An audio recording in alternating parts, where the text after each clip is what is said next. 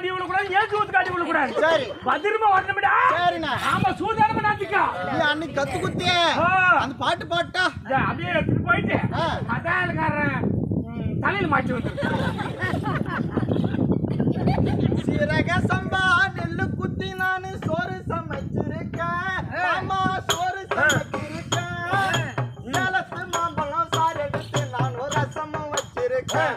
மாமா ரசமும் வச்சிருக்கேன். சாப்பிட வாரிகளா? நீ பாடிச்சு பாடு. மாமா சாப்பிட வாரிகளா?